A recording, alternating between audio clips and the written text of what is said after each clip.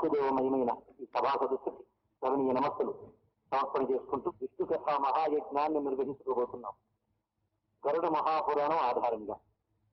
ఇక్కడ గరుడ మహాపురాణం అనే మాట వినగానే చాలా మంది భక్తి శ్రద్ధల కంటే భయము కుతూహలము చాలా ఎక్కువ ఉంటుంది. అసలు భక్తి కంటే భయం చాలా ఆకర్షిస్తుంది. ఆ విషయం కూడా మనకు తేటపడింది. ఏమిటా ఈ గరుడ పురాణం అని దీనిపై ఉన్న అనేక రకమైన అపప్రతలు అపోహల వల్ల ఒక విధమైనటువంటి భయంకరమైన మనస్థితిని తెచ్చుకున్న వాళ్ళు కూడా ఉన్నారు. బాధాకరమైన విషయం ఏంటంటే ఎన్నో తెలుసనుకుంటున్న పండితులు కూడా ఈ విషయంలో కొంత పొరపాటు పడడం విచారకరమైన అంశం.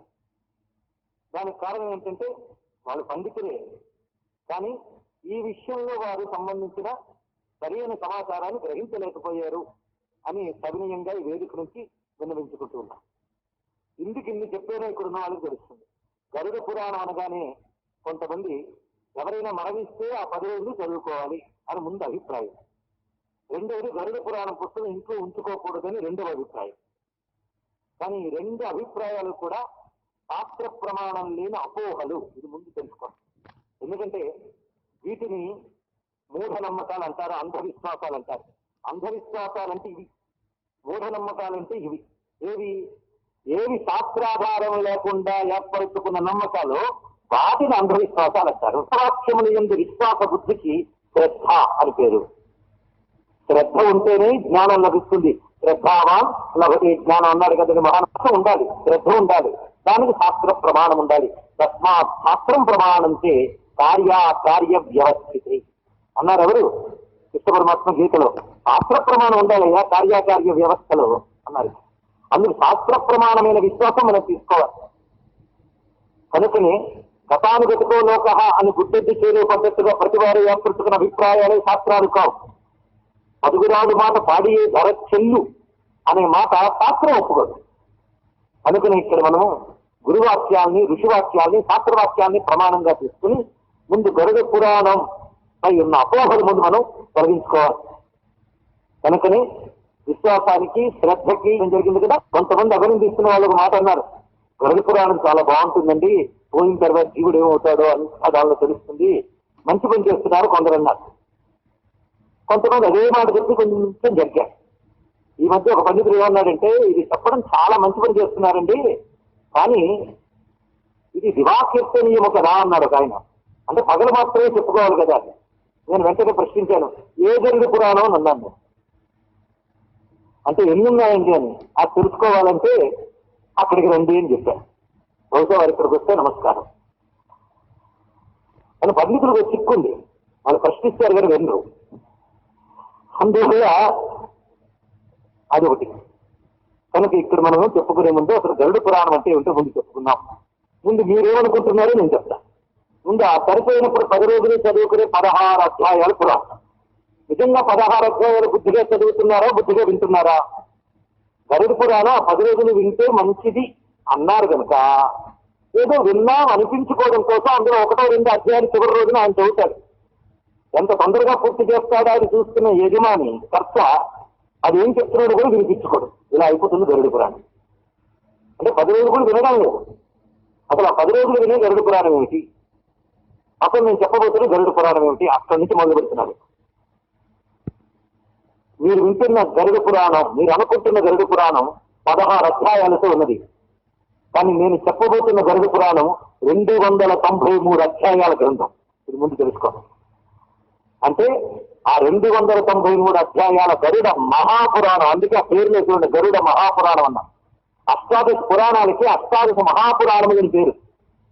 పైగా 10 మంది ఎప్పుడూ చదివి బాగుపడాలని ఉద్దేశంతో వ్యాసుదాం.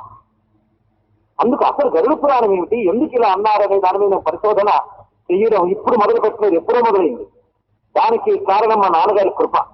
మా నాన్నగారు అష్టాదశ పురాణముల మీద పరిశోధించి పురాణ శాస్త్రి అని పూరి విశ్వవిద్యాలయం చేత బిరుదు పొందినటువంటి వారు ఆ రోజుల్లో.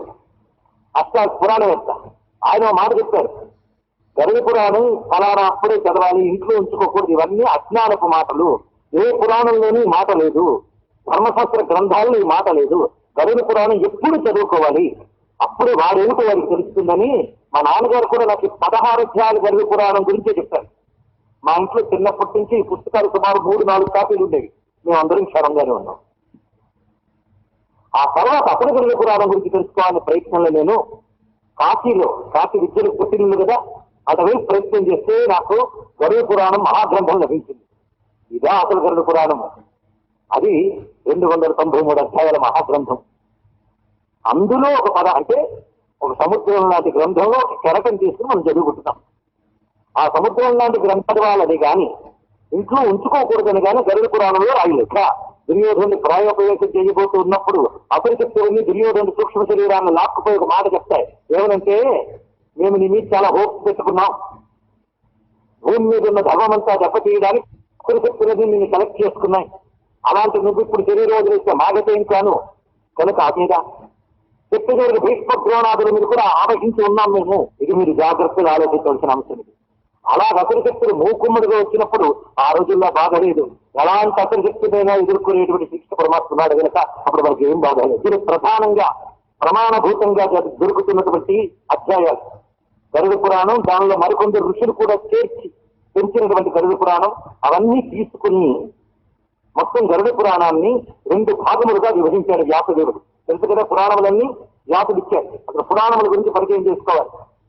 పురాణం అంటే మన యొక్క ప్రాచీన కథ, మన యొక్క అంటే మానవుడి యొక్క, అంటే సృష్టి యొక్క ప్రాచీన కథను చెప్తుంది పురాణం. వేదము, పురాణము, ధర్మశాస్త్రము ఈ 3 హిందువుల మత గ్రంథములు.